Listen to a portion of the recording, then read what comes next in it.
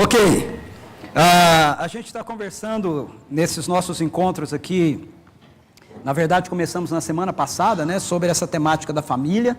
A gente sempre procura no mês de maio conversar um pouco sobre esse tema, tentar entender um pouquinho alguns desafios que acontecem dentro da nossa sociedade em relação àquilo que a palavra de Deus mostra para a gente. E esse ano a gente está com esse tema, família, técnicas de sobrevivência em meio à cultura contemporânea. E hoje eu quero falar com você um pouquinho a respeito dessa questão da cultura da inversão. Esse é um tema muito amplo, né? Porque tem muitos tipos diferentes de inversão. Por exemplo, nós temos inversão de papéis, muitas vezes, dentro da nossa sociedade hoje, né? Dentro daquilo que a gente entende ser tradicionalmente família, né? Para alguns já não é inversão mais de papel. Mas, por exemplo, algumas inversões como filhos, na verdade, que acabam exercendo mais autoridade dentro de casa do que os próprios pais, ou então a inversão de papel de marido e mulher e outras questões do tipo, mas eu não quero abordar essa perspectiva de inversão, ok? Na verdade, eu tive orando e pensando ao longo dessa semana sobre essa questão da inversão, e dentre tantas coisas que eu li e olhei e avaliei, eu cheguei à conclusão que nós temos 3 inversões que elas são sutis, mas elas estão poderosamente presentes na nossa vida, e a sociedade insiste com elas sem a gente muitas vezes se dar conta. Então eu quero, na verdade, olhar para essas 3 inversões e aí ir para um texto das Escrituras para ver como é que a gente pode encontrar nela esse manual de sobrevivência para lidar com essa realidade da inversão, que não vai trabalhar apenas esses 3 inversões que eu vou mostrar, mas vai trabalhar toda e qualquer inversão na nossa vida. De que inversões que eu estou falando? Primeiro, inversão dentro da nossa cultura ocidental é a inversão das coisas em relação às pessoas, ok? Dentro da nossa sociedade, coisas valem mais do que pessoas. Coisas valem mais do que pessoas.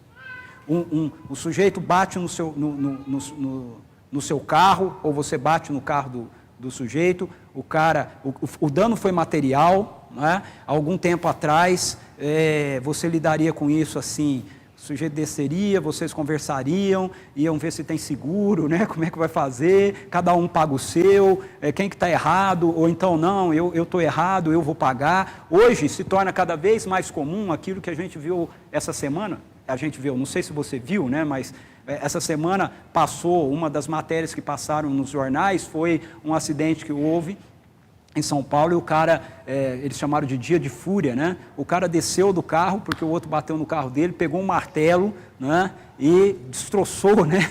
O carro do outro, a martelada. Né? Ainda bem que foi o carro do outro, porque ano passado, eu me lembro de uma situação, ano retrasado, 2012, nós estamos em 14, 2012, eu me lembro de uma situação que aconteceu no Rio de Janeiro, Copacabana. Um senhor parou com o carro, não sei quantos de vocês se lembram disso, um rapaz vinha por trás e bateu, né, no carro do cara, bateu atrás. Geralmente quem está atrás, quem bate atrás é que está errado, né? Essa é o convencional, mas o cara que bateu atrás desceu do carro, um rapaz mais jovem, assim, mais novo, e o motorista do carro da frente era um senhor mais de idade, e o cara puxou o outro pela janela e começou a espancar, né, o sujeito, porque o cara tinha parado o carro, tinha freado o carro, e sem, na hipótese dele, na teoria dele, sem motivo, e fez ele bater atrás do carro dele. Então a gente vai olhando para a nossa sociedade e a gente vai vendo que se torna cada vez mais natural se lidar com a vida humana como se ela fosse nada. Cada vez mais o que você tem, as coisas que você tem, são mais importantes, mais valiosas, mais preciosas, né, do que as pessoas. Quando a gente traz isso para dentro da questão da família, a gente precisa tomar cuidado, porque às vezes a gente não percebe, mas essa mesma tendência começa a tomar conta da gente, tomar conta do coração da gente. Eu tive 2 experiências na minha vida, onde eu percebi isso. Ambas foram com carros, né? O primeiro carro que eu tive foi um Chevette. né, um chevetinho.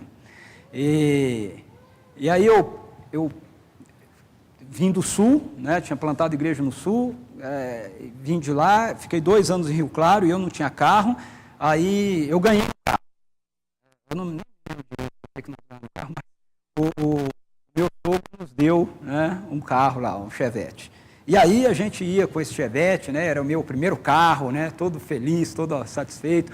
E eu era muito chato com os meninos. Os meninos na época eram só o Reis e o Yuri, né? Eles eram pequenos, né? E aí eu vivia dando bronca neles, porque eles iam comer batata frita, né? Uma chips dentro do carro, aí deixava cair o negócio. Não pode comer dentro do carro, ou você é mão engordurada, ou você vai botar a mão no banco, né? Não sei o que tem, né? E tal. Sempre dando dura neles, sempre bravo com eles, botar de castigo, né? Porque tinham botado o pé no banco, aquele negócio todo assim. E aí, a minha amada e adorada esposa, né, resolveu que a gente devia exercer mais o nosso dom de misericórdia, de hospitalidade, e tinha lá uma instituição na cidade que cuidava de crianças abandonadas, e a gente começou a visitar, né? E ela falou, bom, e aí no domingo era livre assim, para trazer as crianças para casa, né? Ela falou, não, vamos trazer as crianças, não, vamos trazer as crianças para casa e tal. E eu, não, amor, vamos fazer isso não, né? Tá bom, a gente vindo aqui, né? Ela falou, não, mas tadinha, vamos trazer, acho que era uma data especial, alguma coisa, e tinha uma menininha lá, que eu nem lembro mais o nome dela, você lembra? Miriam, né? Tinha uma... Bia. A Bia era pequenininha, a gente apaixonou pela Bia, e a Bia também era apaixonada pra gente. Mas o negócio é você ser apaixonado lá na instituição, outra coisa é ser apaixonado por ela em casa, né? Então, ela dizia, não, vamos levar a Bia. Só que a Bia tinha 2 irmãos, né? E aí a instituição tinha uma regra assim, que você não levava separado. Como ela era pequena, ela tinha que ir com os 2 irmãos. Tá bem, resolvemos levar todo mundo. Vamos levar todo mundo. Aí levamos todo mundo para casa e passeia, e vai no shopping, faz isso, faz aquilo, né? E os 3 no carro, né? Entenderam já? Eu preciso dar mais detalhes, né? E põe a mão de gordura e come a chip, e passa o chocolate no banco, né? E tudo mais, né? E eu, né, ali, e aí para encerrar a história ainda no último dia lá, quando a gente voltou, porque eles passaram o final de semana, quando a gente estava voltando, né, de um passeio que a gente fez, a Bia me vomita no carro, né? Eu falei, Deus.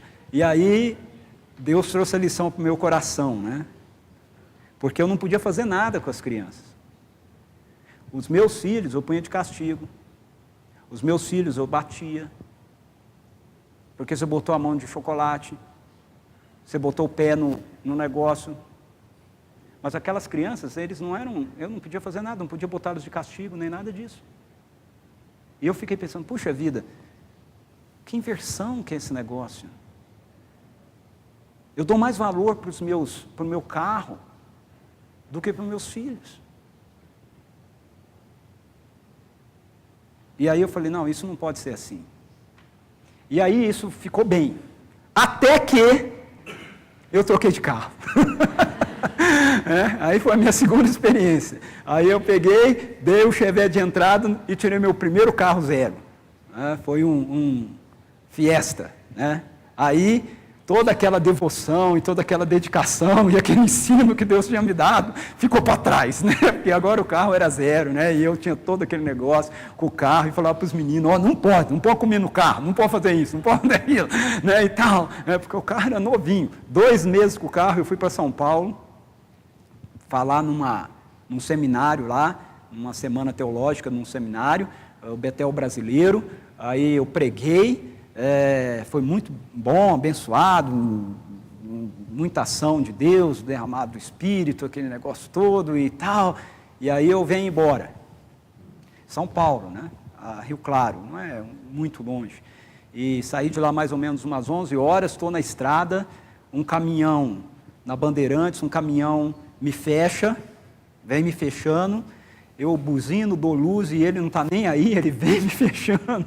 E eu não tive outra alternativa a não ser sair, eu estava na pista do meio, tive que sair para a pista da esquerda, só que na pista da esquerda vinha um carro, e eu não tinha jeito, eu tinha que escolher, ou eu encaro o carro ou eu encaro o caminhão. Aí eu resolvi encarar o carro. Falei, Ele é menor, ele do tamanho do meu, vamos encarar o carro. Aí eu saí, foi a conta do carro passar e eu consegui sair atrás do carro, mas não foi suficiente ainda. Eu peguei, dei um toquezinho assim na traseira do carro. O carro era um carro desses maior, né, essas tipo peruas assim, grandes, né? E o carro não fez nada, o cara nem sentiu, foi embora, mas a frente do meu Fiesta fez uma sanfona, né? Eu parei no acostamento, pedi perdão para Deus, porque eu já tinha matado o motorista do caminhão umas 50 vezes, né, no meu coração, né, e aí orei, me recompus, vi que tinha jeito de eu continuar viajando, entrei no carro, fui para casa, aí cheguei em casa lá, 2 meses com o carro zero, com o carro todo, e novamente eu me lembrei, pessoas valem mais do que coisas.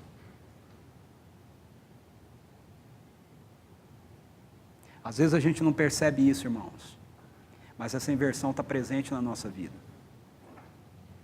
Às vezes a gente dá mais valor para o sofá da sala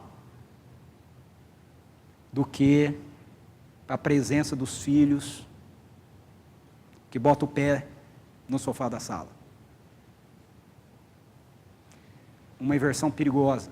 Segunda inversão, o trabalho é do trabalho para a família, onde o trabalho é mais importante do que a família. E essa é uma inversão muito sutil, porque todos nós, veja, eu me incluo nisso, todos nós argumentamos muito conosco mesmo, com a tese de que não, a gente está se dedicando tanto ao trabalho, a gente está trabalhando tanto, a gente dá tanto tempo para isso, por causa da família. Nós amamos a nossa família, então nós queremos dar o melhor para a nossa família. Só que, de novo, a gente não percebe, a gente está fazendo o trabalho, colocando o trabalho no lugar da família, porque sem perceber nós estamos fazendo a inversão das coisas pelas pessoas. Nós estamos achando que a coisa mais importante na questão trabalho e família é o que a gente tem de coisas para dar para a nossa família, para dar para os nossos filhos, para dar para o nosso cônjuge, ou seja lá para quem for, quando na verdade aquilo que mais é necessário se dar é atenção, tempo, afeto, relacionamento. E a gente vive às vezes uma vida toda sem a gente perceber nada disso. Dizendo, não, eu estou trabalhando para dar para a minha família o melhor. Eu estou trabalhando por causa da minha família. Eu estou preocupado com a minha família. Só que aí a gente se dedica tanto ao trabalho, a gente se doa tanto para o trabalho. E veja, em nenhum momento aqui eu estou dizendo que não é importante a gente ser dedicado, que não é importante a gente trabalhar com zelo. O trabalho é uma bênção de Deus, é um dom de Deus para a vida da gente. A gente tem que ser excelentes profissionais. Eu estou apenas nos alertando com relação a uma inversão que a gente faz. Onde a gente, sem perceber, a gente começa a dar mais tempo, mais dedicação, mais de nós mesmos para o trabalho do que para a própria família. E uma outra inversão é a inversão do sucesso em relação a Deus.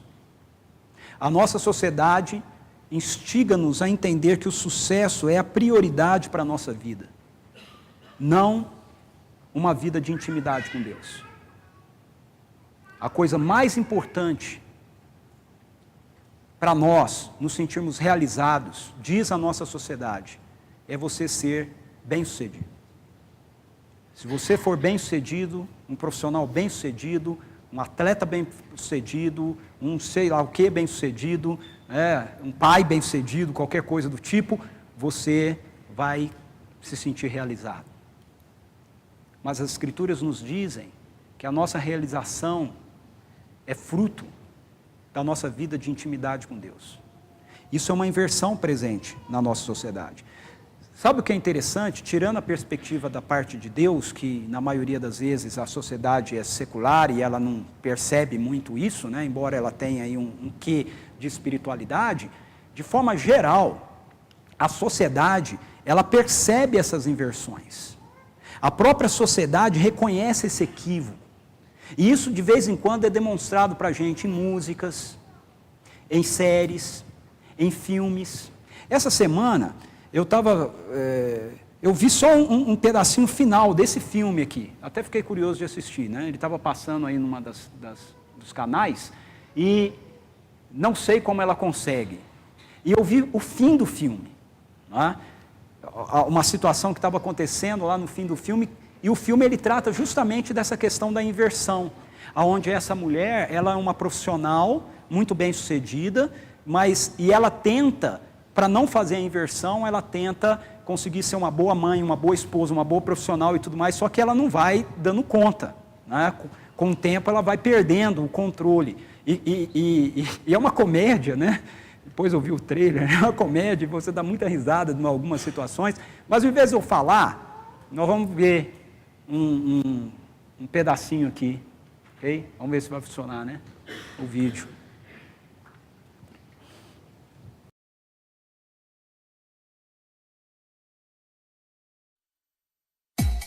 A recent study showed that women with young children don't sleep through the night. Researchers were at a loss to explain why. They could have asked me. Taxi! Instead of sleeping, I do the list. Number 1. Take Emily to school. I am just so jealous you get to look nice all day. We just romp around at the park. Number 2. Keep my head above water at work. Say, are you running a little late this morning? I have 2 choices here.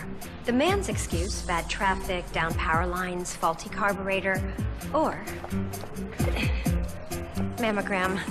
Oh. Number 3, spend more time with Richard. You must be completely exhausted. Not completely. Number 4, the kids, kindergarten bake sale, Christmas lights, birthday party. I don't know how you do it. I don't know how you do it. I don't know how she does it. All those children. I have 2. So impressive. You have 4. Yeah, but 2 of mine are twins. Jack Abelhammer in our New York office has sparked to a proposal, and he'd like to meet the author. Oh, God! Sorry. How long have you been there? Long enough, but go ahead if there's anything else you need to adjust. This could be a big step up. Gives your kids a chance to spend all that extra quality time they've been hoping for. With your nanny. Did you take Ben to get his haircut? Yeah. Oh, that was his first haircut. His first haircut. Missing everything. Sorry. Everything okay? Yep. I just kept picturing little tiny bugs propelling out of my hair into his inbox. I love my work, although sometimes I wish I didn't love it so much. You're allowed to miss your children. I need somebody down there tonight. We can't go on like this. Yeah, quit, Kate. Don't you think about not having to worry about priorities all the time?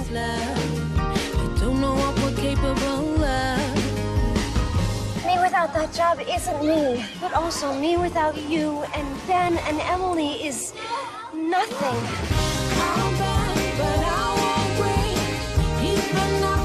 We're just about to make the biggest mess out of our entire lives, and you're going to use sex to pretend everything's okay? Is that the plan?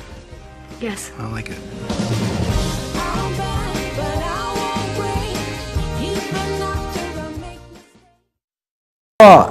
É só para você ter uma noção, né? Então, o filme, o que ele mostra pra gente, eu quero incentivar você a pegar e de repente assistir, é uma comédia, né? Bem engraçado, não sei como ela consegue. Ele mostra justamente essa perspectiva da inversão que está presente dentro da nossa sociedade, como a própria sociedade reconhece isso. A grande questão é o seguinte, como a gente lida com essa perspectiva? Não é? A consequência dessa inversão na vida da gente, ou na vida da nossa sociedade, na minha vida, na sua vida, é, primeiramente, estresse. A gente não consegue manter todas as coisas funcionando como a gente gostaria.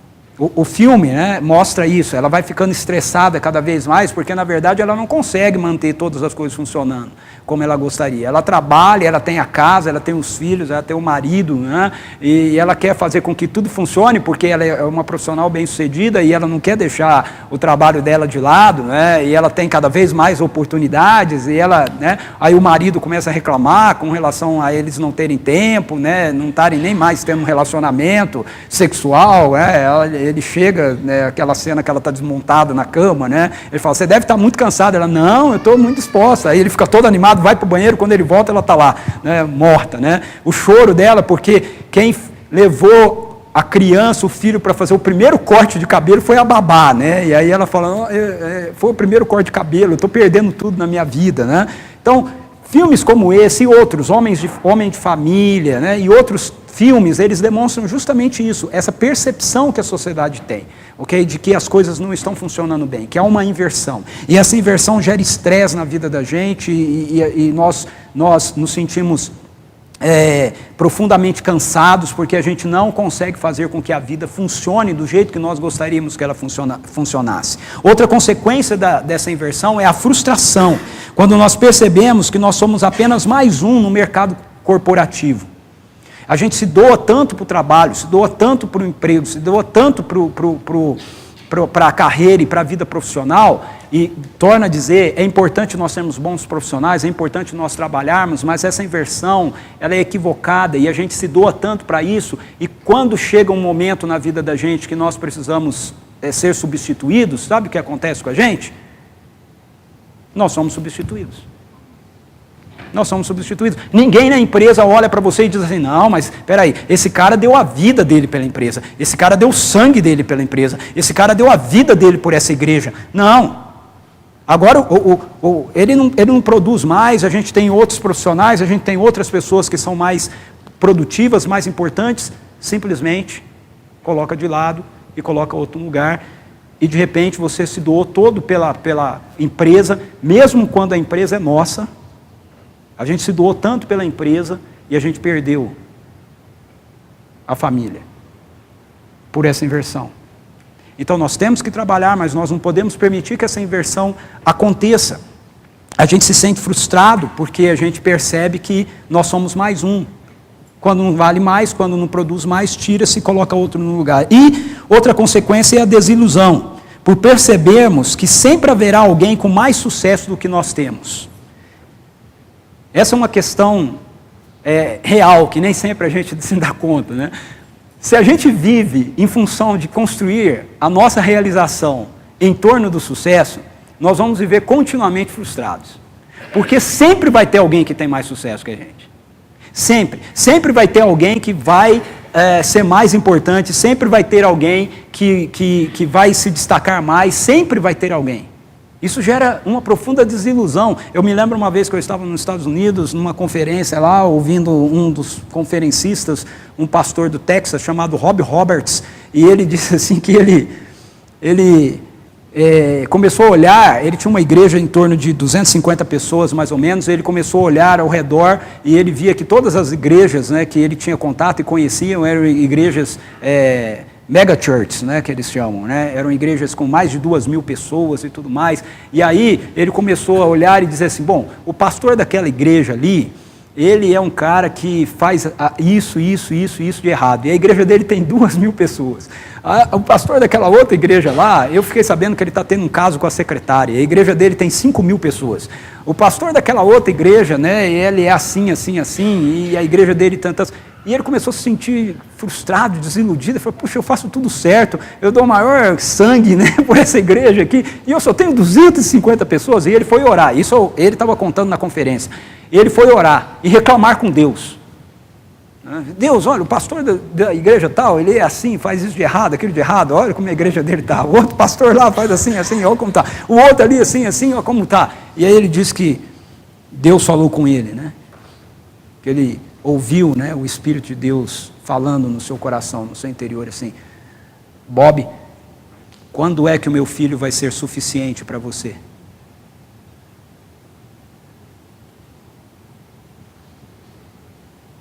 Hoje ele é pastor de uma das grandes igrejas dos Estados Unidos.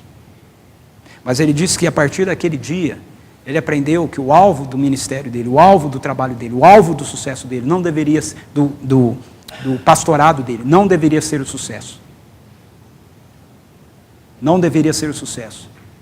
Deveria ser o privilégio que ele tinha de se relacionar com Deus através de Jesus Cristo. Então, quando nós fazemos do sucesso o alvo da nossa vida, nós nos desiludimos. Porque a gente sempre vai perceber que tem uma empresa que é melhor do que a nossa, que tem uma empresa que ganha mais do que a nossa está ganhando, que tem um profissional que se destaca mais do que a gente, que tem no meu caso, que tem um pastor, que tem uma igreja, um ministério melhor do que a igreja e o ministério que eu tenho liderado, que eu tenho dirigido. Sucesso. Portanto, como é que o Evangelho nos oferece um manual de sobrevivência para a cultura da inversão? Eu quero convidar você a abrir a Bíblia ou ligar a sua Bíblia comigo em Marcos capítulo 12. Nós vamos ver um encontro de Jesus com um outro rabino, um outro mestre da lei, que vai nos ajudar a aprender como é que a gente pode sobreviver em meio à cultura da inversão.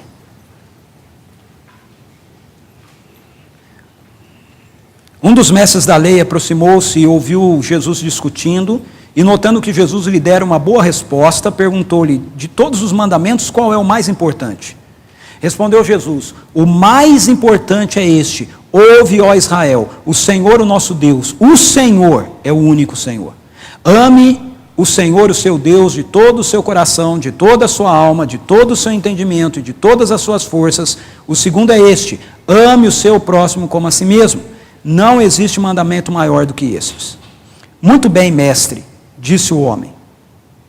Estás certo ao dizeres que Deus é único e que não existe outro além dele.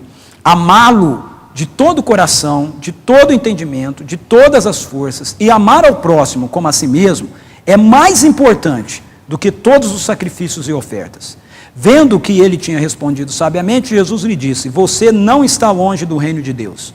Daí por diante, ninguém mais ousava lhe fazer perguntas. Ensinando no templo, Jesus perguntou: como os mestres da lei dizem que o Cristo é o filho de Davi? O próprio Davi, falando pelo Espírito Santo, disse: o Senhor disse ao meu Senhor: senta-te à minha direita, até que eu ponha os teus inimigos debaixo de teus pés. O próprio Davi o chama Senhor. Como pode então ser ele seu filho? E a grande multidão o ouvia com prazer. Ao ensinar, Jesus dizia: cuidado com os mestres da lei. Eles fazem questões de andar com roupas especiais, de receber saudações nas praças e de ocupar os lugares mais importantes nas sinagogas e os lugares de honra nos banquetes. Eles devoram as casas das viúvas e, para disfarçar, fazem longas orações. Esses receberão condenação mais severa. Veja, Jesus ele estava numa discussão anterior aqui com um grupo de pessoas que não acreditavam na realidade da ressurreição, e ele provou para essas pessoas que eles estavam errados, que a ressurreição era uma realidade. E entre aqueles que estavam ouvindo isso estava esse homem, esse mestre da lei, e ele gostou da resposta de Jesus. E aí então ele quer saber de Jesus qual é, no ponto de vista dele, o maior de todos os mandamentos. Isso porque os rabinos da época de Jesus tinham classificado como mandamentos importantes mais de 600 mandamentos, dos quais eles dividiam 300 e poucos como sendo mandamentos pesados, que eles chamavam, que eram os mandamentos mais sérios, e 200 e poucos como mandamentos mais leves. Como mandamentos mais leves, eles tinham um senso comum. Agora, os mais pesados, aqueles que eram mais importantes, eles discutiam muito entre si quais seriam esses mandamentos mais importantes. E aí, então, ele faz essa pergunta para Jesus. E Jesus responde a pergunta com um shema, que é essa ouça, né? A palavra shema significa em hebraico ouça, né? Ouça. Não é ouvir assim de qualquer forma, é ouça, presta atenção. É que nem quando a mãe vai falar: não, presta atenção aqui, menino, né? Então, fica olhando assim. Então, ouça, né? Dê bastante atenção àquilo que eu vou dizer. E aí ele cita o shema, que amar a Deus com toda a força, todo o entendimento, todo o seu ser é o mandamento mais importante, e ele alinha a esse mandamento, ele coloca junto a esse mandamento, ou como uma consequência desse mandamento, o amar o próximo como a si mesmo. E o cara fica espantado com a resposta de Jesus, ele fica admirado, ele gosta da resposta, e ele diz assim: muito bem, mestre, o senhor respondeu bem. E aí ele concorda com Jesus, e Jesus diz para ele: você não está longe do reino de Deus. E em seguida ele traz uma instrução sobre um equívoco que os rabinos cometiam, dizendo que o Messias, ele era simplesmente mais um ser humano que era ungido por Deus para então poder ser rei em Israel. Ele diz: olha, o Messias não é apenas mais um ser humano, filho de Davi, porque o próprio Davi reconhece-o como seu Senhor. Davi não ia chamar um descendente dele de Senhor, então o Messias, o Cristo, não pode ser apenas filho de Davi, ele também é filho de Deus. É isso que ele está falando aqui. Como é que esse texto nos ajuda, então, a ver como nós podemos sobreviver em meio a essa cultura da inversão? Para que a cultura da inversão seja vencida por nós, portanto, nós precisamos que Deus seja o centro da nossa vida. É assim que Jesus começa esse texto. Quando ele responde qual é o maior mandamento, ele apresenta para a gente qual é o centro da existência humana. Isso foi assim na época de Jesus e isso precisa ser assim hoje. Para que a gente possa vencer a cultura da inversão, Deus precisa ser o centro da nossa vida. Nós precisamos ouvir o Shema. Nós precisamos dar atenção a ele. O mais importante é esse: ouve Israel, o Senhor nosso Deus, o Senhor é o único Senhor. Ame o Senhor, o seu Deus, de todo o seu coração, de toda a sua alma, de todo o seu entendimento, de todas as suas forças. É interessante o Shema porque ele mostra que a nossa relação com Deus, o nosso amor a Deus, ele precisa tomar conta do nosso ser completamente. O nosso ser integral não é amar a Deus apenas intelectualmente. Envolve a nossa mente, envolve o nosso intelecto, mas envolve também o nosso coração, envolve os nossos sentimentos, a nossa alma, envolve inclusive todo o nosso ser, o nosso físico. Então o Shema, ele faz com que todo o nosso ser ele seja voltado para Deus. Amar o Senhor, o seu Deus, de todo o seu coração significa amar com toda a inteireza, do mais profundo do seu ser, com o mais profundo do seu espírito. Mas eu amo o Senhor com o mais profundo do meu espírito, mas também o amo com a intensidade das minhas emoções, porque esse é o sentido da palavra alma aqui, ok? As minhas emoções estão envolvidas nessa perspectiva. Meus afetos precisam ser dedicados a Deus, precisam ser direcionados para Deus. E também o meu entendimento. Amar a Deus inclui eu compreender quem Deus é.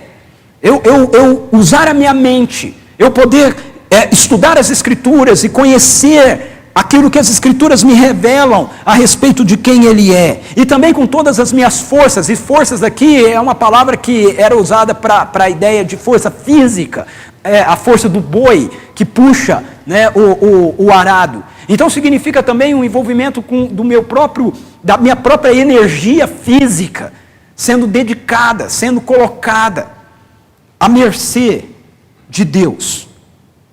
A raiz, quando a gente olha para o Shema e a gente vê essa intensidade que o Shema nos convida a amar a Deus, a gente percebe que a raiz de toda a inversão, seja ela qual for, na verdade é o nosso ego. É o amor e a centralidade que a gente dedica a nós mesmos, a nossa própria vida, no lugar daquilo que a gente deveria dedicar de fato a Deus. Essa é a grande realidade. A nossa sociedade diz que nós devemos buscar a autossatisfação, que nós devemos nos amar com toda a intensidade do nosso ser, e não a Deus. É a mesma tentação da queda. Sejam deuses para vocês mesmos. Se coloquem no centro da existência. Façam com que tudo na vida gire em torno de vocês. Mas aí o Evangelho diz que nós vivemos para a satisfação de Deus. E isso é uma ofensa aos ouvidos da sociedade contemporânea. Onde já se viu? Que Deus é esse? Que exige que eu viva para Ele? Eu tenho que viver para mim. Isso é assim porque nós não compreendemos que, na verdade, quando nós fazemos isso, quando nós vivemos para a satisfação de Deus, então nós encontramos a nossa própria satisfação. Só aí é que nós encontramos de fato todo o significado, todo o sentido que nós ansiamos e que nós buscamos para a nossa vida em tantos lugares diferentes. Sabe por quê? Porque a palavra de Deus nos diz em Eclesiastes capítulo 3, versículo 11, que Deus fez tudo apropriado ao seu tempo. Também pôs no coração do homem um anseio pela eternidade, mas mesmo assim ele não consegue compreender inteiramente o que Deus fez. Existe uma realidade que as Escrituras nos apresentam chamada eternidade. O filósofo Pascal disse que no coração do homem há um vazio que é o formato exato da cruz de Cristo. Só pode ser preenchido por ela. Qualquer outra coisa que a gente tente colocar não preenche. Por mais que a gente tente encaixar. Já tentou montar quebra-cabeça e você pega uma peça que parece que é aquela peça que encaixa ali, né? Tem tu fala, não, mas é essa peça, né? E você faz força, né? E tenta encaixá-la ali e tal, e ela até encaixa, mas ela não fica direito, né? Ela fica meio erguidinha assim, ou então fica meio tortinha, né? E você tenta forçar, e você, às vezes passa o tempo e você continua montando, convencido de que aquela é a peça que tinha que estar ali, mas ela não é a peça que está ali. A gente forçou e parece que ela está encaixada, a gente quer se convencer que está encaixado, mas aí o processo de montar o quebra-cabeça continua e chega lá no fim, você encontra aquela peça que realmente é dali. Aí você tira essa que parecia ter encaixado, né? Mas que você forçou, e aí você coloca essa outra peça e ela encaixa-se perfeitamente. A ilustração de Pascal em relação ao vazio do nosso coração é exatamente assim. Nós podemos tentar preencher o significado da nossa vida com muitas realidades e às vezes a gente pode até forçar, dizendo, não, está preenchido. Não, olha, é isso aí, agora eu encontrei, agora eu estou satisfeito, né? Mas não está encaixado. Na verdade não está encaixado direito. Na verdade está faltando. E a gente quer se convencer que não está. E isso é assim porque dentro de nós há um anseio por Deus, há um anseio pela realidade da eternidade. Portanto, sucesso, bens, felicidade,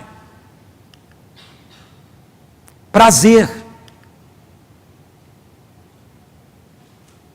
realização, todas essas coisas, na verdade, é um anseio que nós temos por Deus. Todas essas realidades que nós buscamos, elas apontam o fato de que nós precisamos de Deus, de que o nosso coração anseia por Deus, de que se a gente ainda não o encontrou, nós não vamos nos satisfazer até que nós o encontremos. E que se a gente já o encontrou, nós não vamos estar satisfeitos até que a gente possa experimentar mais e mais e mais e mais e mais e mais e mais dele. E quanto mais nós experimentamos a centralidade da nossa vida nele, mais todas essas realidades, o sucesso, bens, prazer, felicidade, realização, elas vão tendo sentido, significado adequado para nós. Porque algo que é um equívoco muito grande, que fica na cabeça da gente, talvez por uma má compreensão da teologia bíblica, é que se eu anseio por Deus, se eu quero Deus, então essas outras coisas não podem existir. Isso não é verdade. Sabe por quê? Porque essas outras coisas foram criadas por Deus. O problema não são essas coisas existirem. O problema é a inversão que a gente faz. O problema é nós colocarmos essas coisas ou qualquer uma dessas coisas no lugar de Deus. Mas quando Deus permanece no lugar dele, o centro da nossa vida, todas essas coisas elas são bem-vindas, porque o próprio Deus as criou para a gente. Veja, eu cito sempre muito para vocês Eclesiastes 3:11, certo? Eu quero ir a Eclesiastes 3 e eu quero ler os próximos versículos dele. 3:11 é esse que eu acabei de ler. Ele fez tudo apropriado ao seu tempo, ele, Deus, também pôs no coração do homem um anseio pela eternidade, mesmo assim ele não consegue compreender inteiramente o que Deus fez.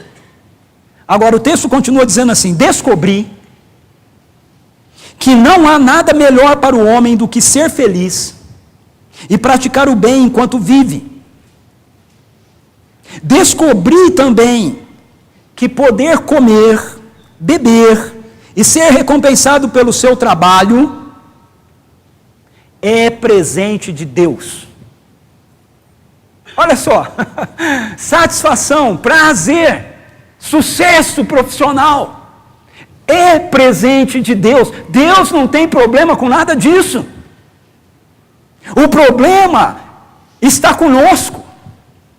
Quando a gente faz a inversão disso, quando essas coisas que são presentes de Deus para nós se transformam no Deus da nossa vida. Aí no verso 14 ele diz assim: sei que tudo que Deus faz permanecerá para sempre. A isso nada se pode acrescentar e disso nada se pode tirar. Deus assim faz para que os homens o temam. Deus assim faz para que os homens o temam. O princípio da sabedoria é o temor ao Senhor. Então, se nós mantemos Deus no centro da nossa vida, ou seja, se o Shema, amar o Senhor teu Deus de todo o teu coração, toda a tua alma, todo o teu entendimento, todas as tuas forças, for o centro da nossa existência, todas essas demais coisas, elas são alinhadas, elas são bem-vindas, elas são dons de Deus, presentes de Deus para a vida da gente. E o texto de Hebreus diz: permanecerá. Permanecerá para sempre. É o que o texto de Eclesiastes diz. Vão com a gente para a eternidade. Mas, vamos para frente, por causa do nosso horário também, para que a gente possa lidar com a cultura da inversão, nós precisamos ver o outro como o alvo da nossa vida. O alvo da nossa vida. O outro precisa ser o alvo da nossa vida. Jesus faz isso quando ele estende a perspectiva do amor a Deus como sendo um reflexo ou uma realidade para o nosso amor ao próximo. No verso 31 ele diz assim: o segundo aí é mandamento maior é este: ame o seu próximo como a si mesmo. Não existe mandamento maior do que estes dois. Ame o seu próximo como a si mesmo. Ou seja, o meu amor a Deus, na perspectiva da teologia bíblica, daquilo que a Bíblia nos ensina, o meu amor a Deus, ele não é uma experiência apenas transcendental. Ele se materializa, ele torna-se carne, ele ganha concretude, à medida que o reflexo desse amor é estendido ao próximo. E não tem próximo mais próximo da gente do que os próximos da nossa família. Não é verdade? Não tem próximo mais próximo da gente do que o seu cônjuge, o seu filho, a sua filha, a nora, a sogra. A sogra é um próximo meio distante. Não, brincadeira, a sogra é bem-vinda também. Gente, eu amo minha sogra, viu? Ela é muito boa. É a melhor sogra que eu tenho. É a mãe da Suzy. Então, a família faz parte do próximo. A gente precisa se lembrar disso. Porque às vezes a gente lê um texto como esse, amar o próximo, e a gente fica pensando, né, em outras pessoas, o que é bom você pensar em outras pessoas, mas a gente esquece que a casa da gente, a família da gente, também tem a ver com o próximo. Também inclui essa realidade de que o amor que eu experimento por Deus precisa ser decodificado em meu amor àqueles que estão ao meu redor, ao meu lado. Nós estamos inseridos em uma cultura onde o outro, ele é colocado no canto da vida. Nós estamos inseridos numa cultura assim, onde o outro é colocado no canto da vida. Os relacionamentos propostos da nossa cultura são relacionamentos utilitários e descartáveis. Quando a pessoa não tem mais nada para nos oferecer, ou então quando aquilo que ela está nos oferecendo é um negócio que começa a pegar, a gente começa a não gostar muito, o que a gente faz é simplesmente deixar a pessoa de lado. A gente descarta a pessoa, a gente deleta a pessoa da vida da gente. Às vezes isso acontece dentro da própria família, no próprio contexto familiar. Mas a perspectiva daquilo que Jesus nos apresenta aqui é algo totalmente diferente dessa realidade de uma relação utilitária e descartável. Mas, na cultura de Jesus, na cultura judaica do primeiro século, esse tipo de relacionamento também existia. Vamos relembrar lá o texto. Veja, é desse tipo de relacionamento descartável e utilitário que Jesus está repreendendo os escribas e os rabinos da época dele, os religiosos da época dele. Ele diz assim, o texto diz assim: ao ensinar, Jesus dizia: cuidado com os mestres da lei. Eles fazem questão de andar com roupas especiais, de receber saudações nas praças, de ocupar os lugares mais importantes nas sinagogas e os lugares de honra nos banquetes. Eles devoram as casas das viúvas e, para disfarçar, fazem longas orações. Esses receberão condenação mais severa. O que Jesus está fazendo aqui é condenando essa relação utilitária que os rabinos da época dele tinham com as pessoas. Os rabinos se relacionavam com as pessoas na época de Jesus simplesmente em prol deles mesmos. Eles queriam ser apreciados, eles queriam ser reconhecidos, eles queriam ser convidados para os grandes banquetes, eles queriam se assentar nos lugares mais importantes das sinagogas. Então eles se relacionavam com as pessoas por causa disso. Quando essas coisas não lhes eram oferecidas, quando essas coisas não lhes eram dadas, ou quando algum tipo de relacionamento era com alguma pessoa que não lhes oferecia isso, eles simplesmente descartavam. Eles não queriam se relacionar com essas pessoas. Ou seja, eles na verdade não buscavam relacionamentos. Os relacionamentos deles eram relacionamentos puramente interesseiros. E Jesus lida com isso na cultura dele. E ao fazer isso na cultura do primeiro século, ele nos dá um princípio para lidar com isso na nossa própria cultura também. Nós precisamos olhar e entender que a família, e não o trabalho, é a razão de ser da nossa existência social. A nossa sociedade faz com que o trabalho seja a razão de ser da nossa existência social. O trabalho nos coloca num patamar, o trabalho nos insere na sociedade, o trabalho nos faz alguém. Mas as Escrituras dizem que o centro, o núcleo da relação social não é o trabalho, por mais importante que ele seja, é a família. A família é o núcleo da nossa relação social. Mas veja como a gente faz do trabalho o núcleo. É só você prestar atenção em como uma pessoa se apresenta. Você vai numa palestra, aí o palestrante vai se apresentar, ou então ele é apresentado, né? E dizem assim: aqui está conosco aqui o fulano de tal, ele é doutor em economia, ele tem o título tal, tal, ele trabalha na empresa tal e tal, ele é assim, ele é assim. Não é assim que as pessoas são apresentadas? A nossa sociedade estabelece como centro social o trabalho. Mas as Escrituras apresentam para a gente o centro social, a família. Você quer ver como é que as pessoas são apresentadas na Bíblia? Jesus, filho de José, filho de Maria, Pedro, filho de Simão. Não é interessante? Você pega as genealogias bíblicas e você não lê lá fulano de tal que é pescador, ou que é oleiro, ou que é governador, ou que é isso, ou que é aquilo. Você pega as genealogias bíblicas e o que você lê nas genealogias bíblicas é fulano, filho de Beltrano, que é filho de Beltrano, que é filho de Cicrano, que é filho de fulano, que é filho de... É assim. Por quê? Porque a Bíblia mostra para a gente que o centro da nossa relação social são pessoas. Pessoas.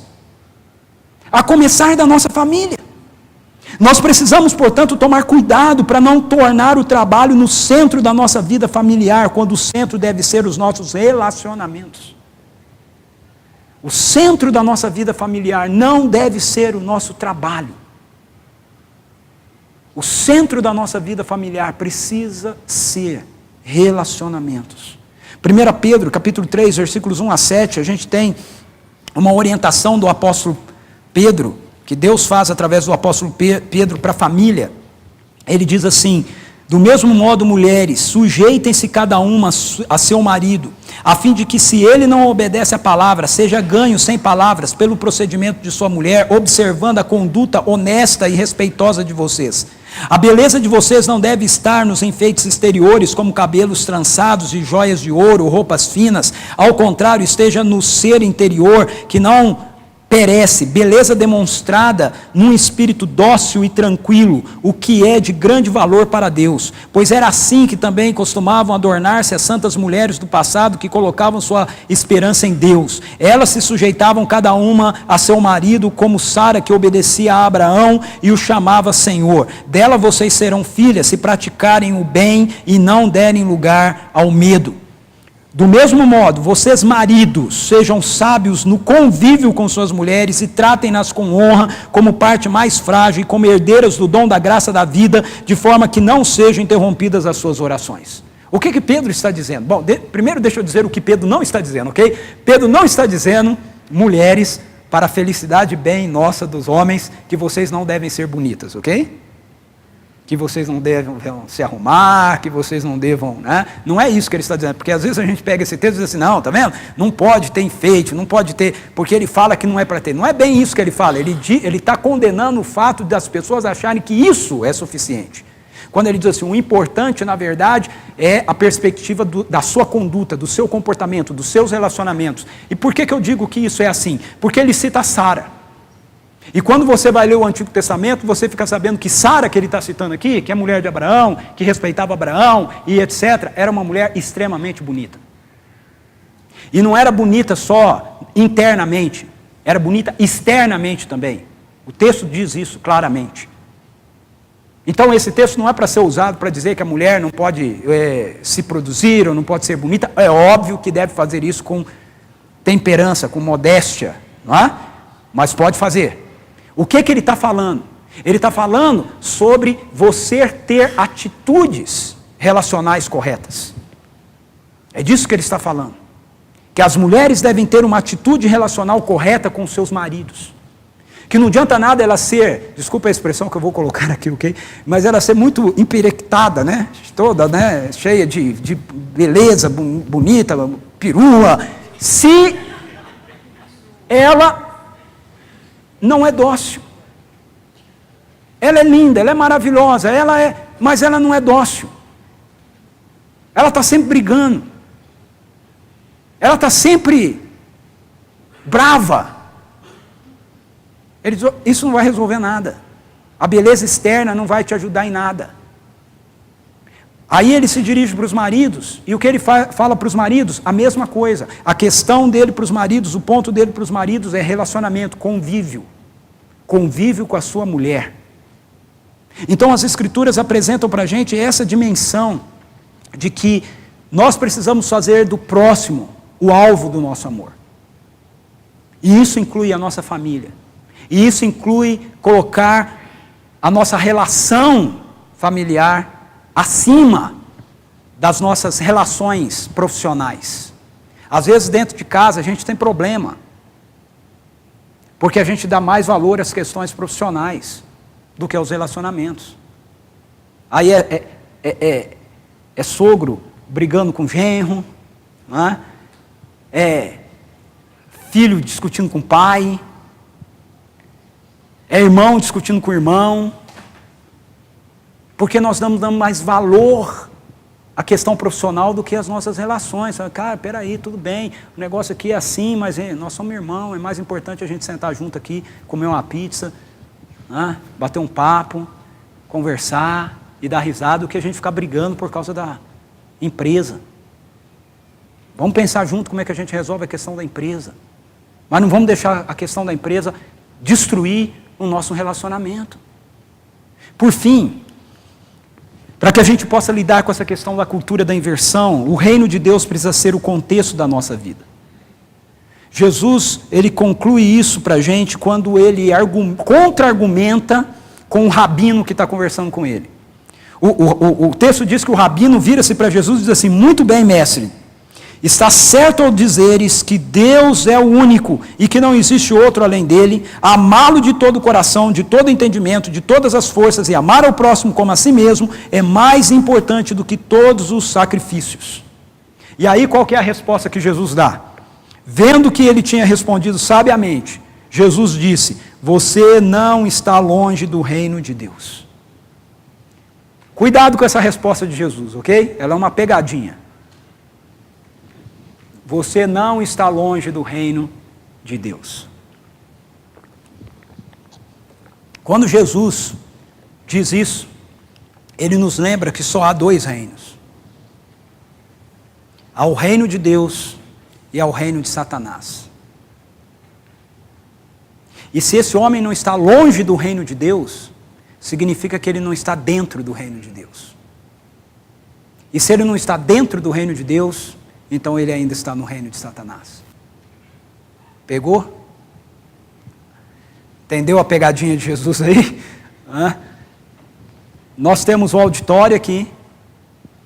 Você entra no prédio e você para numa dessas portas do lado de fora. Você está perto do auditório, mas fora dele. Jesus está dizendo para esse sujeito: você entende sobre a lei, sobre o amor, mas agora falta experimentar aquele que é o amor. Falta se render àquele que pode te colocar para dentro do reino.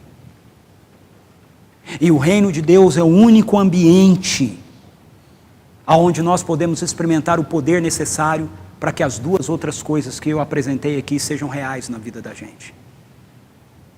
Quando Jesus diz isso para esse homem, ele está mostrando para a gente que não adianta nada a gente se agradar dele, a gente precisa se submeter a ele.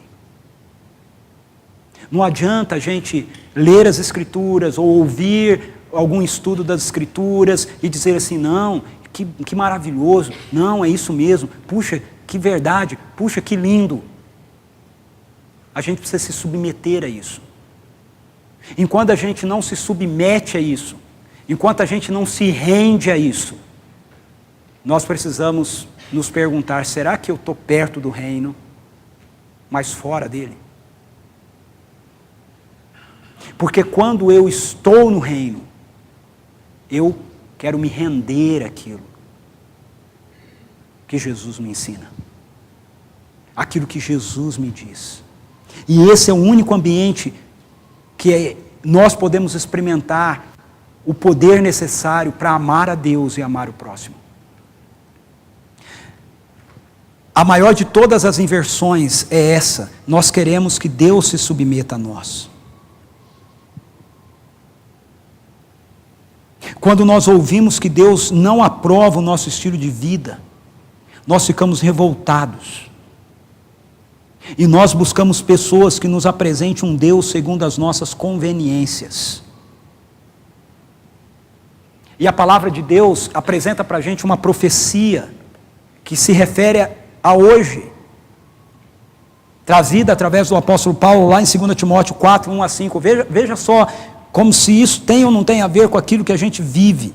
Na presença de Deus e de Cristo Jesus, que há de julgar os vivos e os mortos por sua manifestação e por seu reino, eu os exorto solenemente: pregue a palavra, esteja preparado a tempo e fora de tempo, repreenda, corrija, exorte com toda paciência e doutrina, pois virá o tempo em que não suportarão a sã doutrina. Ao contrário, sentindo coceiras nos ouvidos, juntarão mestres para si mesmos, segundo os seus próprios desejos. Eles se recusarão a dar ouvidos à verdade, voltando-se para os mitos. Você, porém, seja moderado em tudo, suporte os sofrimentos, faça a obra de um evangelista, cumpra plenamente o seu ministério. Eu tenho para mim que quando o Espírito Santo de Deus inspirou Paulo para registrar esse texto, ele pensava em hoje. Ele pensava na nossa sociedade. Paulo não está falando, apesar de todas as realidades que ele enfrentava, ele não está falando da geração dele. Ele está dizendo, vai chegar ainda um tempo, vai chegar ainda um dia, onde as pessoas não suportarão esse ensino de que Deus tem que ser o centro da vida da gente. Mas lembre-se que Jesus Cristo virá e Ele vai julgar tudo e a todos a partir da realidade do seu reino. Então, ou nós estamos dentro do reino de Deus, ou nós estamos fora dele. Ou nós estamos dentro e salvos, ou nós estamos perto, quase salvos, mas totalmente perdidos.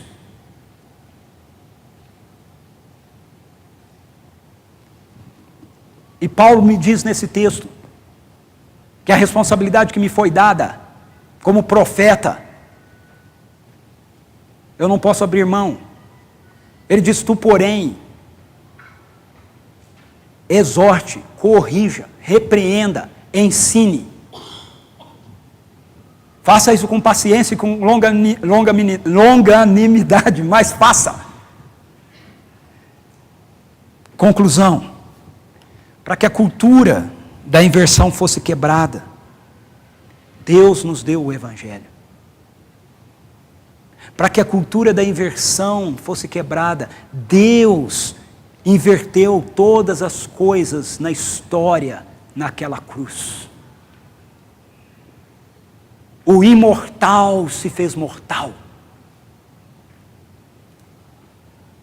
Aquele que não tinha pecado experimentou o juízo do pecado sobre si, a morte.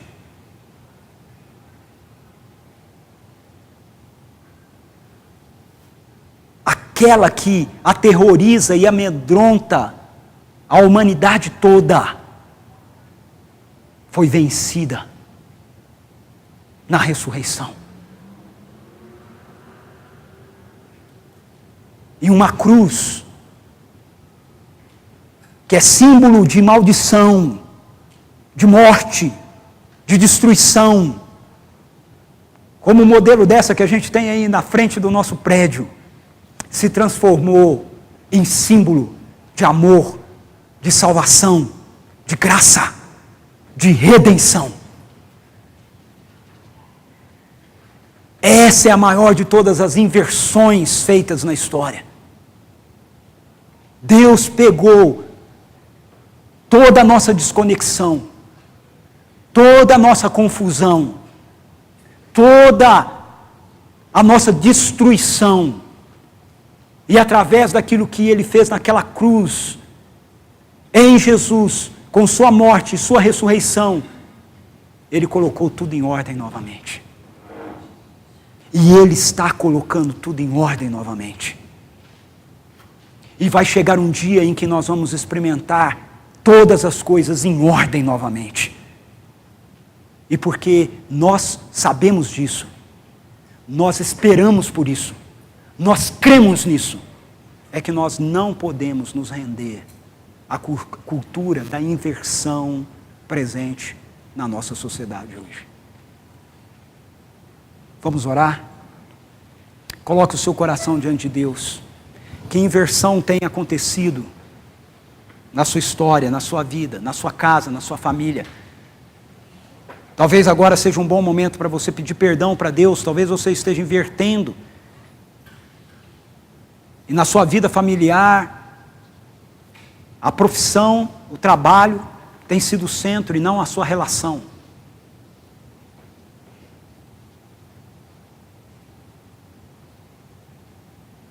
Talvez você tenha que essa manhã dizer, Deus, eu creio em Ti, mas na verdade eu mesmo continuo sendo o ego, meu coração continua sendo o centro de todas as coisas, ao invés de ser o Senhor. Me perdoa, me ajuda a amá-lo. Eu quero me mover dentro do Teu reino, no poder do Teu reino.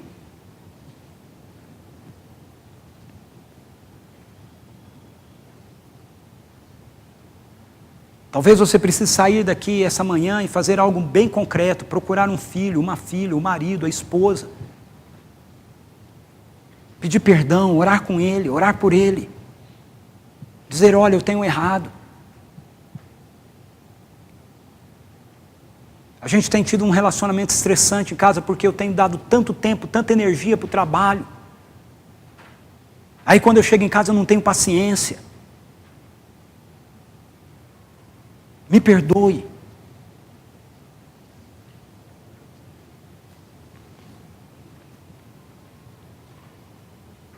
Senhor, nos corrija. Que a Tua palavra molde a nossa mente, o nosso coração.